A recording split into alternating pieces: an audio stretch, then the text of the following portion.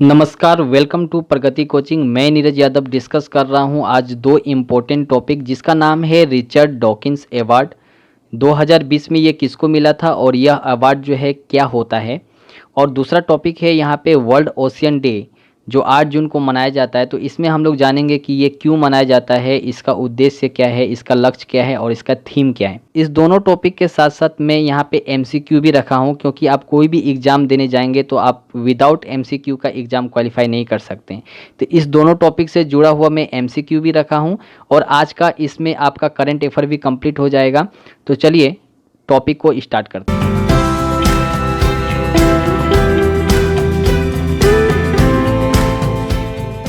बॉलीवुड के प्रसिद्ध गीतकार जावेद अख्तर को हाल ही में रिचर्ड डॉकिंस पुरस्कार से सम्मानित करने की घोषणा की गई है और वे इस अवार्ड को पाने वाले पहले भारतीय हैं। इससे पहले बिल मेहर और क्रिस्टोफर हिंस को यह पुरस्कार मिल चुका है। यह एक बहुत बड़े सम्मान की बात है। आप जानते हैं कि रिचर्ड डॉकिंस पुरस्कार जो है कहाँ से इसका शुरुआत हुआ और ये किसके नाम पे दिया जाता है। रिचर्ड डॉकिंस पुरस्कार को साल 2003 से दिया जा रहा है, जो ब्रिटिश विकासवादी जीव वैज्ञानिक रिचर्ड डॉकिंस के नाम पर है। यह पुरस्कार उस व्यक्ति को दिया जाता है जो सार्वजनिक रूप से तर्कसंगत, धर्मनिरपेक्षता के मूल्यों और साइंटिफिक ट्रूथ को बनाए रखने की उद्घोषणा करता है। इस अवार्ड को रिचर्ड डॉकिंस के नाम पर दिया जाता है। वे ऑक्सफोर्ड यूनिवर्सिटी में साइंस ऑफ पब्लिक अंडरस्टैंडिंग के प्रोफेसर रह चुके हैं। डॉकिंस को मुखर नास्तिक के रूप में जाना जाता है। डॉकिंस अपनी किताब जीन द सेल्फिश, तो यहाँ पे क्वेश्चन आपसे पूछ सकता है कि डॉकिंस द्वारा लिखा गया एक किताब का नाम क्या है। जीन द सेल्फिश के लिए जाने जाते हैं। यह सम्मान इससे पहले कई और प्रतिष्ठित लोगों को मिल चुका है। अब ये जानते हैं कि जावेद अख्तर को यह सम्मान जो है क्यों मिला। जावेद अख्तर को प्रतिष्ठित रिचर्ड डॉकिंस पुरस्कार से सम्मानित किया गया है। उन्हें यह अवार्ड तर्कसंगत विचार, धर्मनिरपेक्षता, मानव विकास और मानवीय मूल्यों को अहमियत देने के चलते मिला है। चाहे सोशल मीडिया हो या विभिन्न शहरों में आयोजित सत्र हो, अख्तर सीए हो या इस्लाम फोबिया हो, इन सभी विषयों में हमेशा वो मुखर रहे हैं। अब इस्लाम फोबिया क्या होता है? इस्लाम फोबिया का मतलब होता है इस्लाम का डर, इस्लाम का भय। जावेद अख्तर सीता और गीता, जंजीर, दीवार और शोले जैसी फिल्मों की कहानी, पटकथा और संवाद लिखने के लिए प्रसिद्ध हैं। उन्हें अब तक फिल्म फेयर पुरस्कार, राष्ट्रीय फिल्म पुरस्कार और पद्म भूषण जैसे कई सम्मान से भी नवाजा जा चुका है। अब जानेंगे वर्ल्ड ओशियन डे 2020 8 जून को जो मनाया जाता है, ये क्यों मनाया जाता है। प्रत्येक साल 8 जून को विश्व महासागर दिवस मनाया जाता है। यह दिवस मुख्य रूप से लोगों के महासागरों के प्रति जागरूक करने के लिए मनाया जाता है। महासागर हमारी पृथ्वी पर न सिर्फ जीवन का प्रतीक है, बल्कि पर्यावरण संतुलन में भी मुख्य भूमिका अदा करती है। महासागरों में गिरने वाले प्लास्टिक प्रदूषण की वजह से महासागर धीरे धीरे अवशिष्ट होते जा रहे हैं। इससे समुद्री जीवों के स्वास्थ्य पर भी प्रतिकूल प्रभाव पड़ता है। वे गलती से प्लास्टिक को अपना भोजन समझ लेते हैं, जिससे उन्हें अपनी जान से हाथ धोना पड़ता है। इस साल का थीम क्या है? इस दिवस पर हर साल एक नई थीम का चुनाव किया जाता है। इस साल विश्व महासागर दिवस की थीम है innovation for a sustainable ocean, यानी कि एक अस्थायी महासागर के लिए नवाचार है।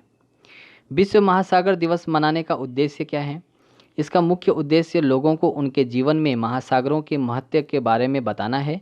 इसके अतिरिक्त महासागर से जुड़े पहलुओं जैसे खाद्य सुरक्षा, जैव विविधता, पारिस्थितिक संतुलन, सामुद्रिक संसाधन के अंधाधुंध उपयोग, जलवायु परिवर्तन आदि पर प्रकाश डालना है।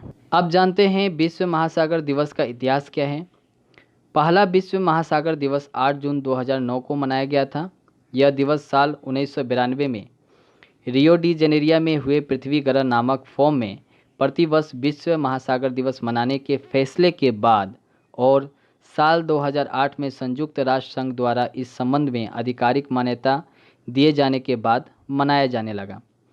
यह दिन अंतर्राष्ट्रीय बिरादरी के समक्ष महासागरों की वजह से आने वाली चुनौतियों के बारे में जागरूकता फैलाने का अवसर देता है। अब इन दोनों टॉपिक से जुड़ा हुआ एमसीक्यू और थोड़ा एक्स्ट्रा एमसीक्यू हम लोग सॉल्व करते हैं। यहाँ पहला एमसीक्यू है, हाल ही में जावेद अख्तर को गहन सोच, धर्मनिरपेक्षता तथा मानवीय मूल्यों के विकास में योगदान हेतु किस प्रतिष्ठित अवार्ड से सम्मानित किया गया है। ऑप्शन गिवन है यहाँ पे रिचर्ड डॉकिंस अवार्ड, संगीत कला निधि अवार्ड, संगीत नाटक academy award, Dada Saheb Phalke award.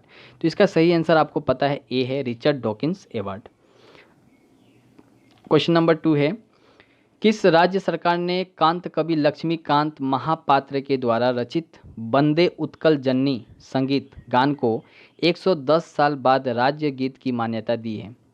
तो यहाँ पे ऑप्शन है बिहार, पंजाब, उड़ीसा, झारखंड। तो इसका सही आंसर होगा उड़ीसा। क्वेश्चन नंबर 3 है, विश्व चैंपियनशिप में स्वर्ण पदक जीतने वाले अमेरिका के किस पहले पुरुष जिम्नास्ट का हाल ही में निधन हो गया? ऑप्शन गिवन है कुर्ट थॉमस, जेड कारो, विताली शेरबो, इनमें से कोई नहीं। तो इसका सही आंसर होगा कुर्ट थॉमस। क्वेश्चन नंबर 4 है, विश्व महासागर दिवस निम्न में से किस दिन मनाया जाता है? तो इसका सही आंसर है 8 जून। क्वेश्चन नंबर 5 है, हाल ही में कर्नाटक के किस स्टेशन पर दुनिया का सबसे बड़ा प्लेटफॉर्म बनाया जा रहा है? Option given Hubli station, Mysore station, Ballari station, Belagavi station. तो इसका सही आंसर है हुबली स्टेशन। 2022 महिला एशिया कप की मेजबानी के अधिकार हाल ही में किस देश को मिला है? नेपाल को मिला है, चीन को मिला है, रूस को मिला है या भारत को मिला है? इसका सही आंसर है भारत को मिला है। हाल ही में गृह मंत्रालय ने सीमावर्ती क्षेत्र विकास कार्यक्रम यानी कि बॉर्डर एरिया डेवलपमेंट प्रोग्राम के तहत किस देश से सटे सीमावर्ती क्षेत्रों को सुदृढ़ करने हेतु नए दिशा निर्देश जारी किए हैं? ऑप्शन है पाकिस्तान, नेपाल, चीन, बांग्लादेश। आप सभी को इसका सही आंसर मालूम होगा। इसका सही आंसर है चीन। वीडियो को देखने के लिए बहुत बहुत धन्यवाद। जय हिंद, जय भारत। वीडियो कैसा लगा आप कमेंट करके बताइए, लाइक करके बताइए। जय हिंद, जय भारत।